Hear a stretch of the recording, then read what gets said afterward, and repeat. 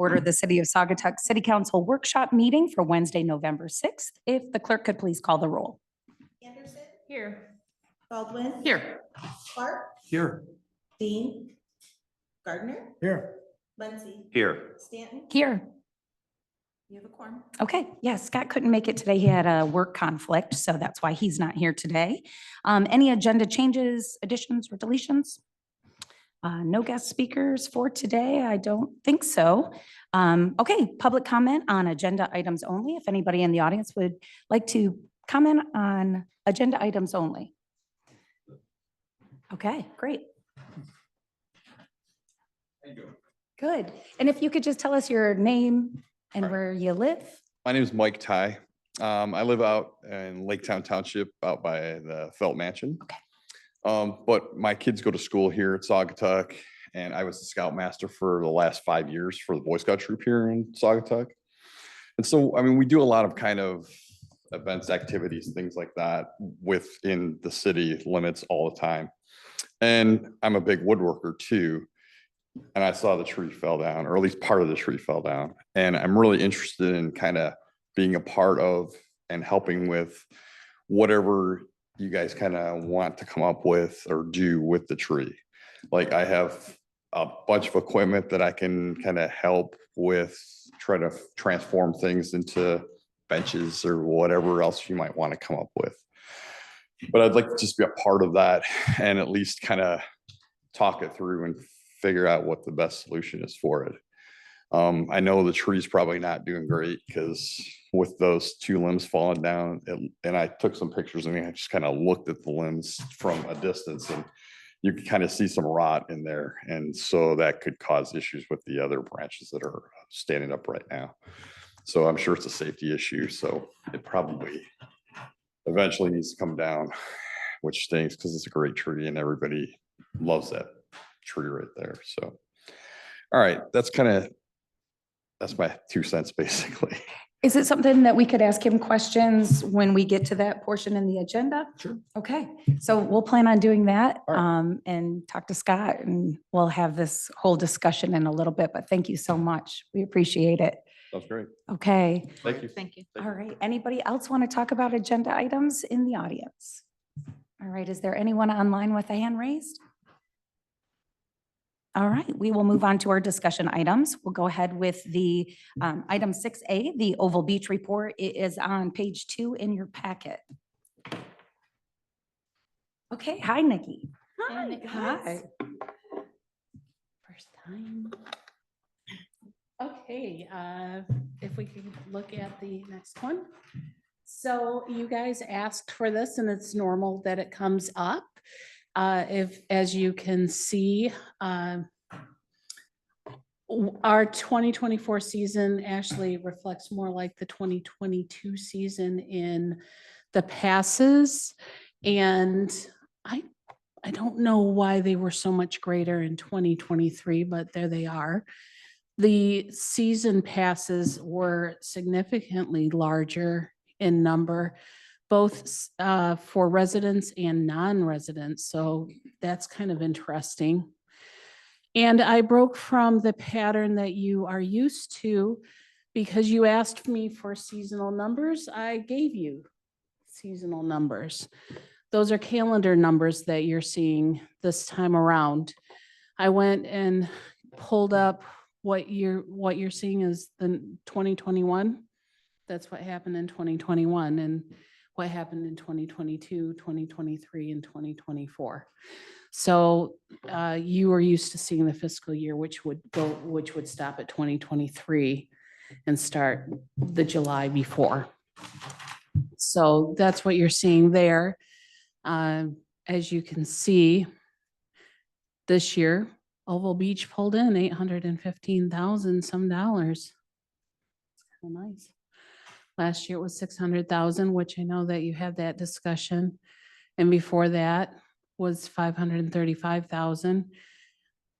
And before that, you can see that people were starting to get out post-COVID and just enjoying themselves. And it's been, you can see that people are trying to get out and be more social. If we can move on to the expenses, which is the next page. This too, I'm running as a calendar year so that you're tying it to the actual passes.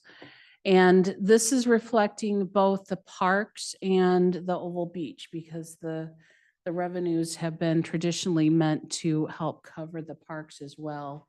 Since Oval Beach is kind of like a park for us, it's just our biggest revenue.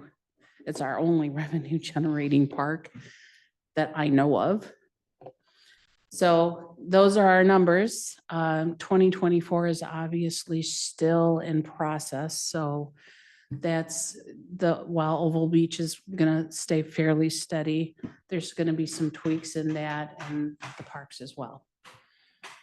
So that's what we've got. Any questions? Anybody have any questions about the numbers that you're seeing? Go ahead, Russ. Yeah, thanks, Madam Mayor. Good afternoon, everybody. Thanks, Nikki, for the report. So again, remind me for 2023, and again, just a reminder to keep this straight in my mind is that when I see 2023, it's not the calendar year, it's the fiscal year. So it's running from July 1st to. She fixed Nope. that. You No, asked it me is- for it is- season. Okay, Yeah. great, excellent. I gave you the Um, season. Okay, wonderful. So the capital outlay in 2023, then the 265,958. Was that the playground? That is the playground. That is the playground. Okay. Yeah. All right. Again, back to some of the earlier numbers that you looked at, obviously the increase from $10 to $15 for the daily passes had a significant impact on the bottom line. And seasonality, which I don't really pay close attention to, but I know that's always been shared in the past, and it has a lot to do, the weather has a lot to do with everybody see contrasting people visiting downtown to eat at restaurants and bars as opposed to the beach, right, depending on the weather, which we have no control over. So it's, to trend this is kind of difficult in my mind, but where I'm going with all this is I think it's really important for us to begin having some discussions budgetarily on what we can expect to utilize the funds that are being generated off. And this is the only income generating park that we have. There is no other charge for other park use. I think there might be some incidentals for using the gazebo, maybe Gazebo, yeah.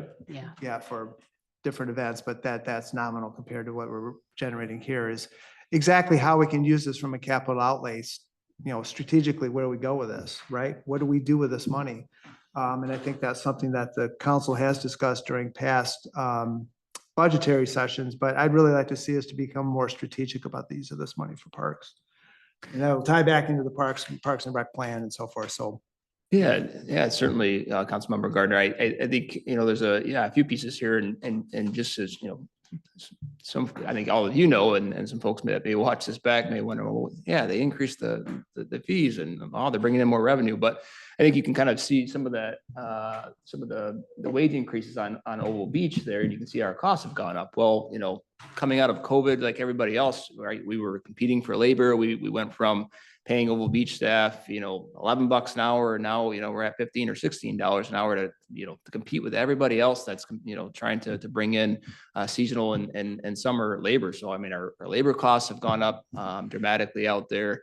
Certainly we have future capital needs just for that specific area. And I guess the way, I've viewed it a little bit, from a staff perspective is that, Mount Bald is certainly connected to Oval Beach. It's, they're interconnected at least. And certainly you have needs at Mount Bald that we're already working on as it relates to replacing the bathrooms. And that cost is budgeted for this year, and then replacing that upper platform. And that cost is also budgeted for this year. We're probably not going to get the work done this fiscal year. It's going to probably be a push project to next year, even though we're working on the engineering. By the time we get that upper platform underway, it's going to be a little bit later. But so, these dollars that we're that we're collecting fees for are certainly going directly back into that area and improving it and offsetting those costs.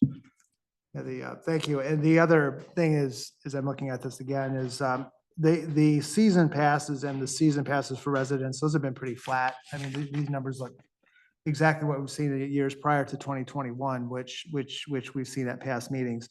So that's kind of, doesn't seem to be a lot of variation in those numbers. Where we're seeing the variation is in the daily sales, and we're down, 6,000 from last year. I would imagine that's probably weather related, would be my guess. I can't say for sure, but given the fact that we increased it from $10 to $15, if we had had anything close to what we had last year for daily passes sales, our money really would have, we really would have gotten a large increase. So it's just kind of curious. I don't know how, again, getting back to what I'm saying is it's kind of difficult to depend on exactly what we're going to get from this. You know, because there's things that we just don't have control over. That's true, yeah. Some of the daily passes might have converted into season passes. I wonder if the higher daily rates encourage some people who thought, oh, how many times will I come? Because we had a pretty nice jump in season. Season yeah. passes. Yeah, so I don't know. Yeah. I mean, we the don't rest have of that us- many residents, so 84 is a lot. I mean, you Yeah. know. Yeah, Oh, that's an excellent point. big difference from last year, I will say, 2023. I did hear a lot last summer. We can't find a parking place, you know, when they get up to Oval Beach. I didn't hear a whole lot of that this year. So that is a huge difference. I didn't know 6,000 almost. That's a big difference. Yeah, and unfortunately, we had the warnings related to the E. coli, earlier in the Oh, right. summer. I'm not saying that had a dramatic impact, but It was a couple of potentially days. some folks Yeah. may have, seen that and maybe had some initial concerns. And I think July was a little wetter this year, if I recall correctly. You had some And we could- windy days too. That's true. Some Yep. pretty windy days where you don't want to go to the beach, and black flies. Those little buggers were not fun this year. Yeah.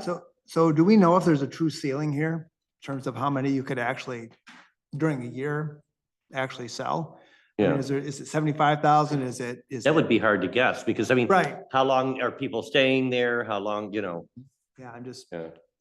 you know, I don't know what the highest that we've ever seen, to be truthful with you. I don't recall. Yeah, and we can probably go back, before 2021 and see if there's been higher daily pass numbers than that and get an idea, certainly. Yeah, and I think that becomes important from a projection standpoint when you start looking ahead and saying what you might expect. Of course, can't predict the weather's gonna look like, but you could say, based on averages, we might see this, and Certainly. that's where the potential maybe park fees will come into play if there's another increase, but whatever, so. I don't Maybe know. they couldn't be on their cell phones and they discovered that in 2023. So they didn't come Well, back. we're really gonna be in for it next year then, as Wi-Fi is available. And another just point, as we're talking about Oval Beach for the council is, as you likely recall, we had some discussions with you about whether or not we should seek, RFPs to, have somebody else maybe take over the concession. So these numbers are just sales that relates to passes. These are not the concession related numbers.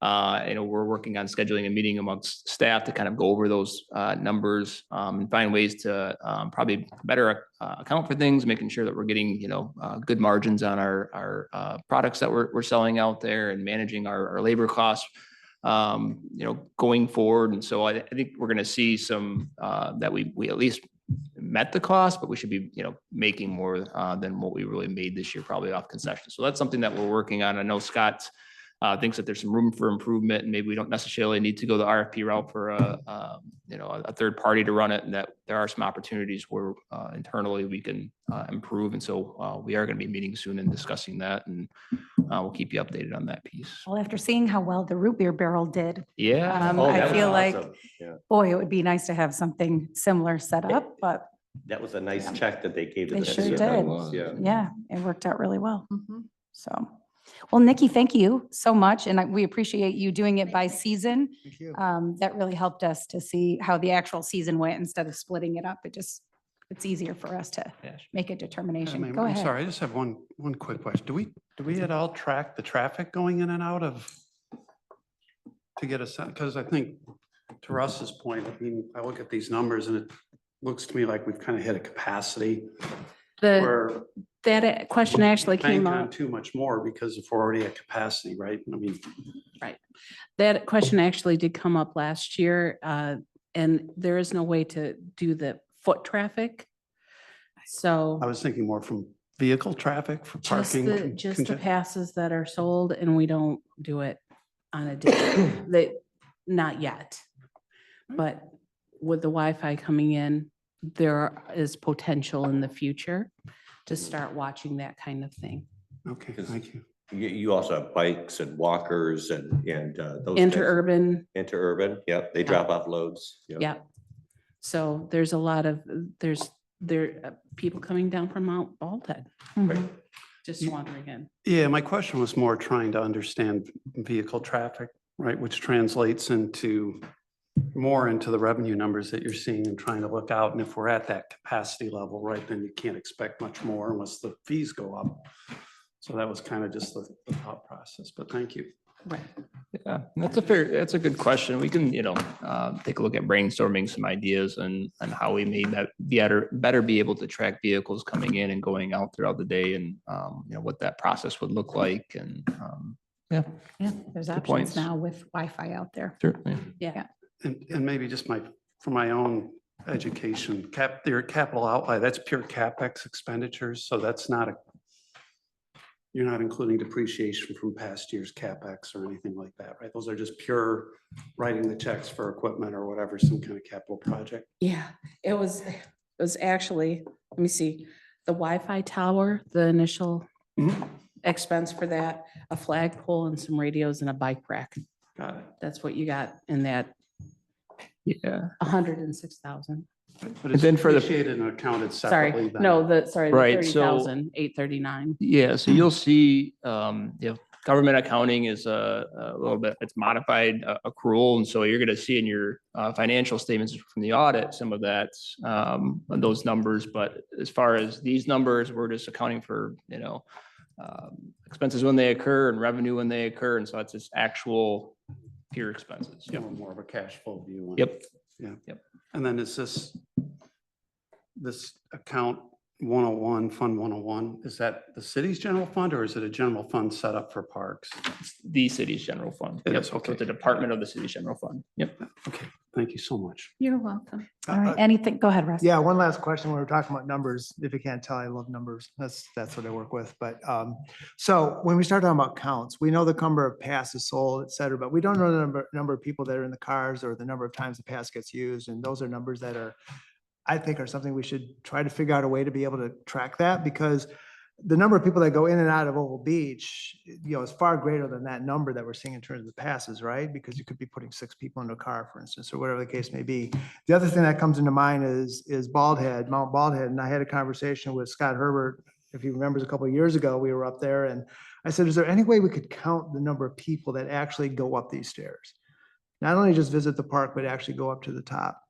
And we had some conversations about maybe some ways we could track that. That would be something I'd love to see the city, find out a way to better measure those, because that will give us a lot of data could be for grants, it could be for, usage, different things that we could do with those numbers. And I'm just plain curious how many people actually climb the stairs and go up to the top of Baldhead on an annual basis. And I think there's technology out there to do that pretty easily, but it'd be something I'd like to see us maybe tackle.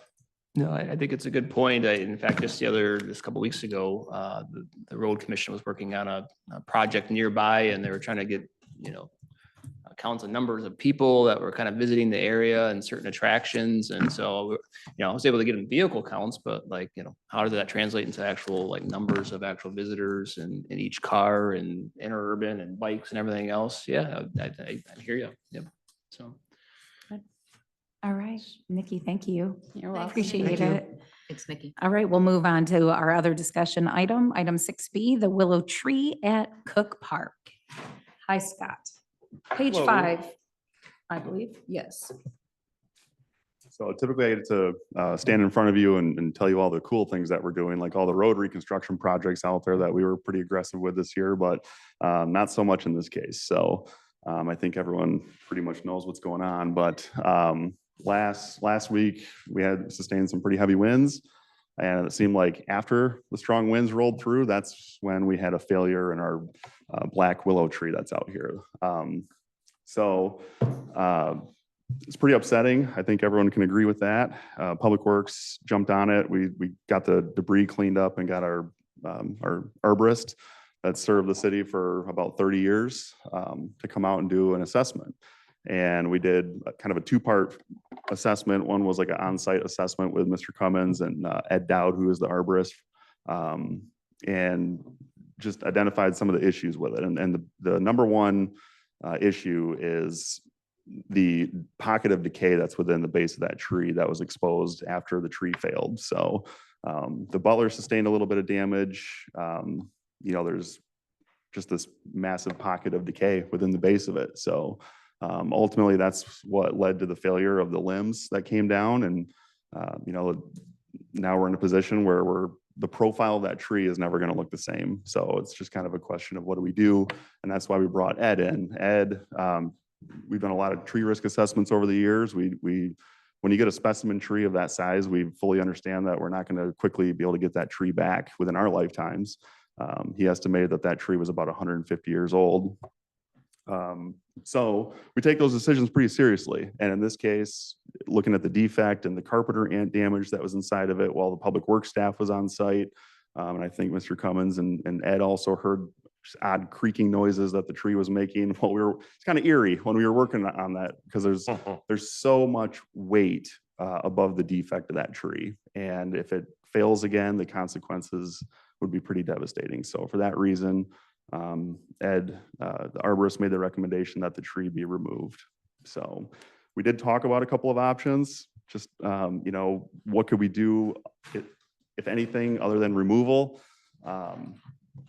It's not ideal. It's still, what they could do is reduce the weight above the defect by limbing, these large pieces down, but it's just going to end up looking really mangled and like tall stubs that are sticking out of the base of this tree. It's never going to look the same. So, and ultimately, no matter what we reduce down, it's just going to continue to decline in health. And so for that reason, in the very big picture, it's probably best to remove the tree and get a new tree reestablished. So Go open ahead, to any Greg. questions if you have any. You said that there was a lot of rotting. So this is something that did you find that it had been going on for a while with the tree? Oh, yeah, Ed thought it was years. It's been And years, What so- was odd about it is if you look at the damage, which is still out there, you go take a look at it, there's about, 4+ inches of really good, healthy wood on the outside of it. And so this pocket was really hidden within the base of this thing. And if you remember that when the Butler restaurant expanded the deck, there was talk about, oh, that might hurt the roots or something. So of course, I just want to clarify that had nothing to do with the tree going down, Yeah, I Or mean, it's hard to say. the health of the Yeah, tree. Yeah. If there was root damage, the city was notified and on high alert, I would say, when the construction was taking place. So we monitor it Right. very carefully and closely. They were pretty good. They didn't have construction vehicles parked underneath it, or they didn't excavate unnecessarily close to the tree. I'm sure the tree sustained some root damage from that time, but when we talked about it on site, Ed seemed to think, and I would agree, that if it did any damage at all, what that would look like would be more of like dead limbs up in the canopy versus the internal pocket of decay. So I don't think that it's fair to say at all that the Butler's construction had anything to do with this particular failure. Was it ideal? Is it ideal, or is it in the thoughts to replant with a new healthy willow tree? Because I didn't see that in the plans. We hadn't talked about that. No, we haven't gotten to that I might discussion yet. suggest So something like that. I would like, there could be a discussion of many things that could go there instead, Oh, that's true. So, I mean, Yeah. I will say. It just has the heartstrings of so many people. You've seen it know. online and I everywhere. That's know. why I asked. Yeah, we have a lot of really sizable trees, a really healthy, mature sugar maple population around the city. And we do replace trees when we remove them, as long as they're not in some, obscure location that wouldn't warrant a tree. But Yeah. I will add, though, we probably wouldn't choose a black willow tree just Right. because they're a little more on the scrubby variety. Right. But it's still an iconic tree. That's not taking away any of the beauty of that tree. But if we were going to replant something, I'm not sure that it would be a Right. black I- willow, yeah, I although we have to certainly agree with could. that. Yeah. and I know, we talk about how willow trees are very resilient to damage, they can grow back and stuff, but the damage to the base of that tree and the weight of that, there's just no way to save any of it. We could, it wouldn't It just eliminate look real risk. scrubby. It wouldn't eliminate risk. And ultimately, we still have a lot of weight above a major defect. And it's all kind of leaning towards the boardwalk. We all know 4th of July, when there's fireworks out there, that park is packed. I just don't think that we can take a chance on that. And we've done, we're not very quick to condemn a tree. And, another example of a willow tree that we haven't condemned is the one at Willow Park. I Right. mean, that thing got hit by lightning. Yeah. That, it's been through the ringer and it's a willow tree in Willow Park. And so we're like, okay, can we not remove that tree? Right. And we haven't. So what that looks like is, you take the dead wood that's up in the canopy and reduce it back. And, in that case, we're holding on to the tree, but it's not looking the Is that best. the prettiest thing? No, Yeah, and even, I was on a boat over the weekend and I was looking at that tree and there's, again, we pruned it, I think a year ago, and we already have to prune quite a bit more out of it because it's Right. just declining. Mhm. It happens. Yeah, so when that first came down, boy, it exploded on social media and, when I first saw the picture of it, it actually brought a tear to my eye because I have a picture of, myself and some friends on that tree when I was like, oh, I don't know, 10, 11 years old. I look back and I was like, man, those were 70s clothes for sure. But the tree, that's just iconic. And as a matter of fact, there are people in this community that remember the entire waterfront had trees like that. That's the last one. I'm not old enough to have remembered that, but there's obviously some history here of this tree, and certainly from a safety standpoint, I don't disagree with the recommendation that the arborist has given us. Where I would go with this personally is to ask the community. We have options of what we can do. We can take it down and landscape it and pretend it was never there. We can put up another tree, perhaps, maybe not a willow, but another tree that might grow into something magnificent like this, maybe an oak or something. But I'd be interested to see what the community thinks about, what's kind of the best use for that park, it's a great canopy for shade. People go down there for fireworks, as you mentioned. I would be curious to see what the community would think that the city should do. We got to prepare them for this change because tearing it down, I think most people with this explanation are not going to question that. They're going to have some, feelings about it for sure, as I personally do. But I think this is an opportunity to engage the community to figure out, hey, what do you envision for, we've heard views to the waterfront are incredibly important. So removing the tree and not putting anything back may be the best option. I don't know. That would be I think it's. Well, and I was curious what some of your ideas were. I know you talked about maybe the benches, but do you have other ideas that you were throwing around? that would be, real Yeah. quick though, that would be a good project for the PPW to put on a open house or something like that to talk about that. Yeah. Survey. So just like Scott was saying, there's some structural issues to it. And I didn't even have to go buy the tree. All I did was look at the limbs and I knew that there were structural issues with it. So, talking to the community is probably a great idea, a great first step for sure. Because you need to get buy-in from everybody too. But at the end of the day, that tree probably needs to come down for just the safety issue, just alone. Yeah. But there's lots of things that can be done. You could cut the limbs off and you could have somebody come in and cut some designs into the stump that's there or something like that and have a climbing thing or something like that done into it. I don't personally do that kind of stuff, but I know there's a guy up in Holland that does that type of stuff with chainsaws and things like that. And so that could be something, we might need to look at, how the stump, how we can solve the issues inside of it, maybe to shore it up or solidify it as much as we possibly can and do something like that. But at the end of the day, the branches on the top will probably have to come off.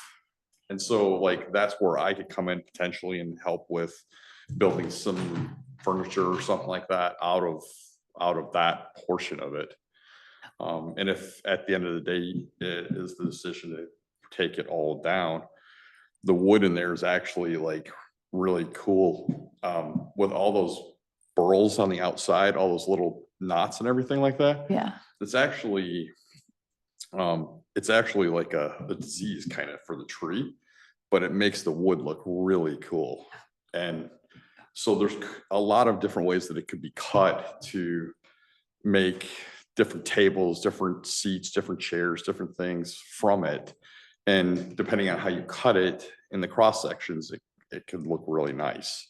Okay. So there could be something that we can do within the community. And I mean, I'm willing to work with anybody too. So I'm not like saying I'm the one that's gonna do this or anything like that. Great. But I have a good word worker friend that actually lives a mile from me too, and he has a shop too, and he's been doing it for like 50 years. Yeah. So we would probably be collaborating just in and of itself. And if anybody else wants to be involved, like I'm not saying I'm the total guy, Yeah.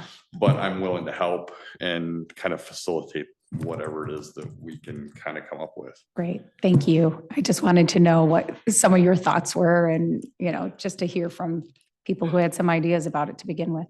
And my day job, I'm like a federal agent, so like safety and security and that kind of stuff is like our mantra almost and stuff. And so like, I know that that's a safety issue and my scouts would be like not playing on it or not being around it and stuff too. So like, it's just thinking about like, what is the best use and the safest use for it. Great. So, Thank you. yeah. Go ahead, Russ. I do love the idea of finding a way to have the tree have a different life, right? Yeah. After it's taken down, essentially what we're saying, Yeah. how could it get back to us in its past? I don't want to use those kinds of terms, but you know what I mean, right? There's some use to this, right? It could contribute in some way to the community going forward. And that's where I think we want to open it up, and not that we need to make this an extended 3-year process, but just get some ideas from people that have experience with it and saying, yeah, here's some thoughts. And the city ultimately council has to make the decision. But I think this is a great opportunity to show some community involvement as well as reflection and appreciation for the fact that this tree is important to a lot of people. I'll put myself in that camp. I hate to see it go, but I also understand the safety of this, and Yeah. these things come to an end. For sure. I mean, I'm when we first came here from Virginia, like we went to the 4th of July and we sat in that park, and that tree was really cool. My kids were climbing through it and they were young or younger.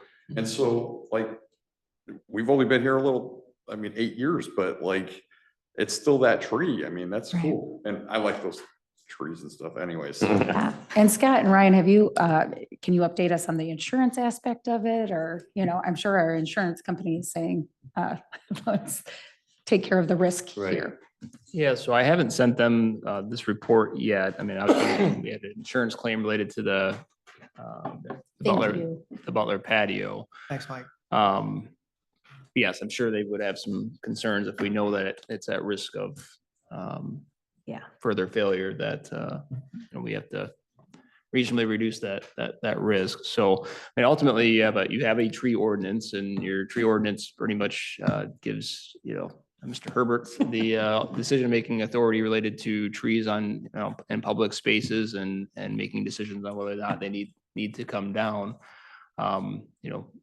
What happens next with that space and that area?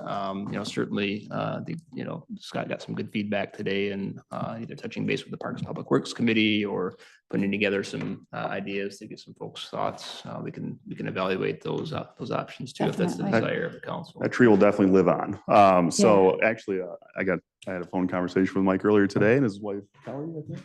Yeah. They reached out asking about the wood, what's going to happen with the wood. We fully intend to, I think what I told Mike is I suspect maybe some more people might come forward and say, hey, I might be able to make something cool out of this. So I'll just compile a list. And then once we get the tree down and everything's safe, we could probably just store some of the usable pieces at Public Works or something and make sure that it'll go in the hands of people that'll do something with it. So. Right. Go ahead, Russ. Yeah, I would just say that this brings to mind when I was living in Chicago, when they were redoing Wrigley Field, they tore down quite a few of the old bricks and they sold the bricks. I forget, I've got one, I forget how much I paid for it, but I'm thinking here, if there's an opportunity to maybe make some things out of this, that could be small mementos of the tree with a picture. I don't know. I'm just thinking outside the box here in terms of how people could maybe bring a piece of that home with them to, without. So I actually have a machine that CNC and laser etch things into wood pieces and stuff like that. I can do that. I've seen Yeah. necklaces, rings, pens, all kinds of things. Yeah. But the issue is that wood has to dry for at least a year probably before we can do anything with it, really. Sure. Like unless we put it into a kiln or something like that. Yeah. So if we can get back to the safety aspect of it and what we need to do as far as that's concerned, and then going forward, I'm sure it would be great to go with PPW, having some meetings where the public's involved with some input on what should happen going forward. But as you said, it takes a while for this wood to be able to be made into anything. But it would be great to have some input from the community on what happens next. But I assume we need to take care of the safety aspect of it. Absolutely. Okay. So Ed put a number together to put the wood on the ground, which is the number $1,845. I think it's a great number. The reason that's a great number is because Public Works ends up kind of managing the debris afterwards. So. Okay. So are we at this point, no decisions needed or no motions made from council? It's your responsibility as the superintendent of DPW to follow the arborist recommendation and just bring us up to speed on this. So the tree's looking like it's gonna come down. So what I would suggest we do is just get in front of the public with this and just let folks know that, you know, this is, put everything out there that you possibly can so people can understand that it wasn't a damage due to anything that was done by the butler. Number two is that an arborist has come and looked at it, he's got 30 years of experience, and we actually, Mike, now, I'm not gonna put you in that camp because you're not an arborist, but you know, it's been evaluated and the recommendation is that it come down for the various reasons explained. I just think it's really important to get in front of people so they can be ready for that. And to let folks know that, you know, we plan on having a discussion on what to do with the wood. Did and the that kind of arborist indicate that there's no way that that was caused by the butler or the construction? I'd missed that part of the We conversation. did talk about it, and it's not likely. I mean, any root damage caused by the excavation of that project would be in the form of some dead limbs up in the canopy. What would have been would the recourse be if they had, you know what I mean? Wasn't that just all insurance stuff at this point anyway, either way? I'm sorry, what? Butler had damaged it. Oh, say. yeah, yeah, It would just yeah, be, okay. yeah. All right, I understand. Thank you. Thanks. Anything else? Okay. All right, Scott. Thank Thanks, you. Scott. Thanks, Scott. All right, moving on to discussion item 6C, the updated waste and recycling collection and disposal agreement with Republic Services is on page 8 in your packet. Ryan. Yeah, thank you, Mayor. So, you know, earlier this year, we had a discussion that the last 5-year agreement with Republic Services was going to be expiring. And so we had some discussions at that time about next steps, and the council had asked that staff kind of survey the community on their satisfaction with, you know, Republic, and then kind of asking some questions as it related to recycling. And so, and this was actually something that the council had set as a priority for the year as well, and looking at maybe increasing the frequency of recycling pickup. So, and as just by way of background, the council back in 2008, it kind of established an ordinance that indicated that the city could, you know, identify a single hauler for certain types of waste collection. And so we've had a single hauler. Originally, it was Chef Container that eventually merged with Republic for residential waste. So we did that survey earlier this summer. We had almost 160 responses. And for at least for trash related services, we had 70% of folks that expressed that they were very satisfied with their current trash collection services. 12% were neutral; they were good either way, and then 18% expressed dissatisfaction. So didn't see a huge number of folks that were really concerned with their trash services. So we. But another piece of that survey really showed that folks wanted to see that increased recycling pickup. Some folks preferred weekly, others were good with biweekly, but the vast majority of folks wanted to see an increase in the recycling service. So we talked with Republic about extending their agreement. They provided an initial proposal to you that we presented to you back in September. And then we had a second discussion about it at a second workshop in September. And then we've been engaging with Republic since that time and kind of coming to, at least from a staff and legal perspective, an agreement on what the language should be. So just to give you a quick summary of what's proposed. Originally, they were proposing 5 years. Council asked for something, for it to be less than that. And so we're looking at a 4-year extension. They said anything less than that's going to impact the pricing. for them, longer agreement, more certainty, you know, that type of thing. They are agreeable to increasing the recycling pickup to every other week. So that accomplishes a huge goal of this process. They don't offer weekly recycling pickup, so that's the highest frequency that we can get on that. Trash pickup would still remain weekly. Collection day would still remain Monday at 7 a.m. unless otherwise agreed to by the city. As far as rates go, the year one rate would go up about $4.53 to $20.50 per month for 96-gallon cart service. So that includes trash and recycling. There's not separate charges there. But with that increase in charges, you're also getting that increased recycling pickup.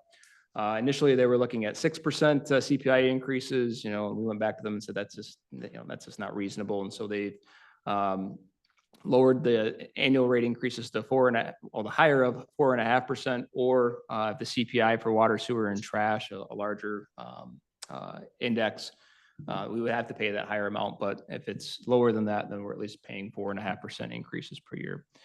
Now, Republic did have pricing the last agreement for smaller 32-gallon carts, and they were willing to offer a lesser price. They don't offer that cart service anymore, so they're unwilling to offer pricing for it. They're still willing to service those carts, and so they'll still pick them up, but folks will have to pay the 96-gallon cart charge. Rear yard service is a service where they'll actually walk to your, the area that you keep your trash can and bring it up to the road and dump it and then bring it back.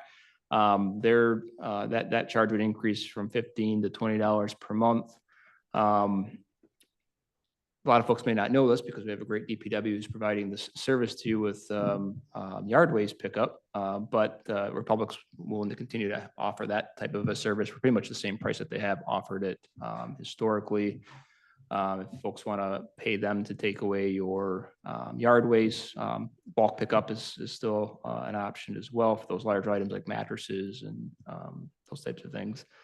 Republic will continue to be responsible for the billing. That's not on the city at all. And then we added some strengthened language that kind of says like, look, we want to see if we're hearing that there's a lot of issues, we want the ability to kind of see some reports on complaints and that they're getting from customers within the city. So legal's taking a look at this. They don't have any further revisions. I think we've accomplished what the council's asked us to do, but wanted to workshop it with you one last time before we brought it forth for a vote on Monday. All right, any questions? I want to thank you for doing this in such a timely manner. This is really nice. You didn't have a whole lot of time to put all this together, get the survey together with everything else you're doing. I appreciate that. Thanks. Was a lot of these survey comments that I read earlier today are really service questions, and not really questions that we can answer as a city. Was this shared with the Republic, the comments here? Was it? It shared? was, yeah. So I met with our contact from there and we went over the survey results and provided them with all of the comments and talked through those. Yep.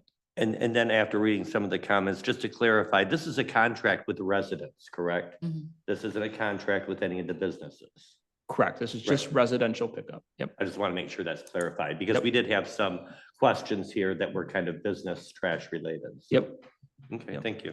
Yeah, and I know that question came up at a previous workshop as well. So, I mean, businesses are welcome to contract with somebody else for business-related service. And I think really the only other one that may be offering that service is Aero Waste.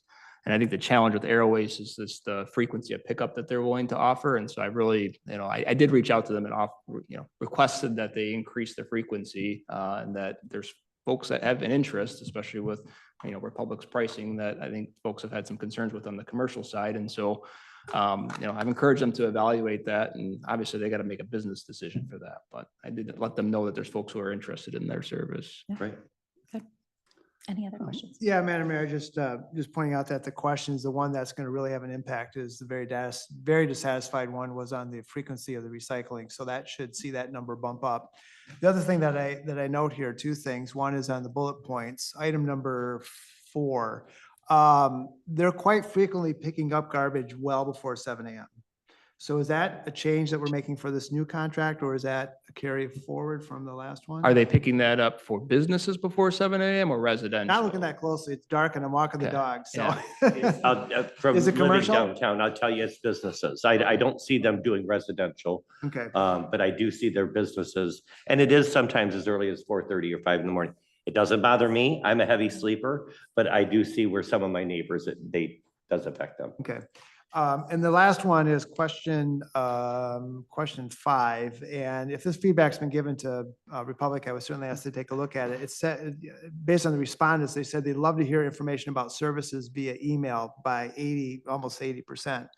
I know I've been very happy. They call and tell me that they're not gonna be picking up garbage because it's a holiday or whatever the case may be. So that's fine with me. But from here, I'm seeing people would rather, maybe they are sending out emails. I don't get them. You can sign so- up for text messages. Oh, you can? Mhm. Okay. I have that. And it does say email here, so just make sure that that's communicated to the public, that they can get these in different ways. So, Okay, Now to get everybody to open their emails. well, yeah, that's. go ahead, Joe. Thank you, Madam Mayor. Great job putting this all together. I read the contract. Everything looks, pretty good. My only question, and I apologize if this was covered in previous council meetings, but, from a financial perspective, so it's what, a 28% increase off the current rate structure, which I assume covers the extra pickup and what have you. But I'm also, if I read this correctly, the rate of inflation is set to be not less than 4.5%, correct? Correct. So right now, the CPI is running to 6, I think, on a 12-month trailing basis. So is there justification for going over CPI? Is there one? Yeah, so we had a lot of discussion at first with them before. I think we even ended up at council, and they were really not willing to budget a whole lot on that, maybe like 0.5%.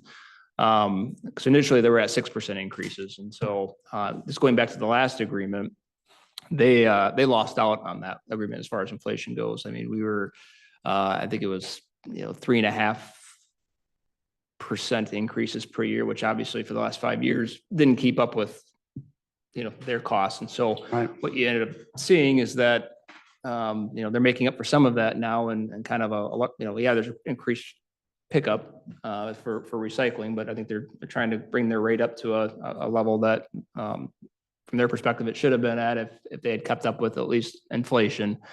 They were willing to go down to 4.5% as a bottom line, but they weren't willing to go beyond that. That was a discussion point, I think, at the last workshop meeting too, where council was still a little dissatisfied that it wasn't just, more tied to CPI and just leave it there. They wanted that bottom floor on it. So. Understood. Okay. Well, I don't mean to second guess, and I'm sure No, you've yeah, negotiated as hard as you could. It's but, a fair, very fair point. Yep. It's a challenge of a single, there's lack of competition is a challenge. Mhm. That's exactly- I understand the argument that their previous contract, they may not have done well, given the inflation over the last, 18 months or what have you. I mean, does a 28% increase catch you up? Even though you're providing extra service, I suspect that 28% probably makes up for a good chunk of it, but like you said, there's not much competition. There's probably not much we can do at this point in time, but Yeah, and that's the challenge. And that's what we kind of, and granted, you weren't here, so these are great questions. Like I said, we had that discussion about some of the lack of competition and maybe finding ways to align agreements with expiration dates to see if we can, as a group, work with Douglas, Benville. I don't know if the township would have any interest in try to get some, purchasing power there, versus individually being a small municipality in a greater scheme of multiple customers for a large, trash services company like Republic. well, Yeah. we'll look at it again in 5 years. right? Yeah. And I guess the other point to that too, I mean, so Douglas had went out to bid, I think 2 or 3 years ago. And so when they went out to bid on this, Aero Waste did bid, but it was substantially higher. And we're well under, even going into this agreement, well under what Aero Waste had bid them a few years ago. So that was part of the fact that, calculus here and whether or not we wanted to negotiate an extension with the Republic or do a bid, because from the Republic perspective, they're going to, if we go out to bid what they think the market can bear, and they know what that bid was, a few years ago and to Douglas, at least as far as aero waste goes. And so even if they undercut that by a little bit, they could be much further ahead than the agreement that we're getting here. I mean, that was kind of their argument back. It's like, well, it's up to you. You can go to bid, but there's a risk there, so. That's what's, again, tough with purchasing power and smaller community and, so. Any further discussion? Okay, all right, we'll move on then to public comment. If anybody would like to get up and speak.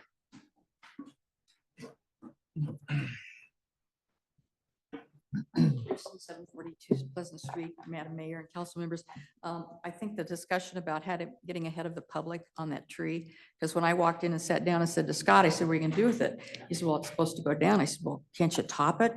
Well, maybe not. Well, can't you put it down a little bit until you get all the way down? I think if people realize that the options, they can visualize them, then it'll be better if the tree has to go all the way down. But I think it needs to be done a little bit in steps, because I think if people come down and it's just gone one day, I think that will really tug at the heartstrings, like you said. Thanks, Chris. Thank you. Anyone else in the room? All right, anyone online with a hand raised? Okay, Seth? Oops, my hand just went up. Yep, I see Seth. Go ahead and unmute yourself and then state your name and where you're from. Can you hear me? Yes, we can. Severin Nowicki, 841 Holland Street. And this is in regards to the email I sent you a week ago. Just want to touch base. The email was in regards to a new proposed ordinance to allow hens in the residential area. Just to summarize the email, basically I suggested to work on the ordinance that would allow, let's say, up to 6 chickens in the residential area. And from what I was able to find out so far, most of the towns in our area allow have that ordinance written. And just to give you an example, cities like Holland, Grand Rapids, Muskegon, Grand Haven, South Haven, Detroit, Ann Arbor, and Lansing have that written to their code. So hopefully this is going to be pushed into the proper process of discussion, and we can have the discussion also at the city council level. This is a good idea or not, and if yes or not, all the points for it. So I just want to make sure that this is being worked on, that this is not being forgotten, and that's it. Thank you very much.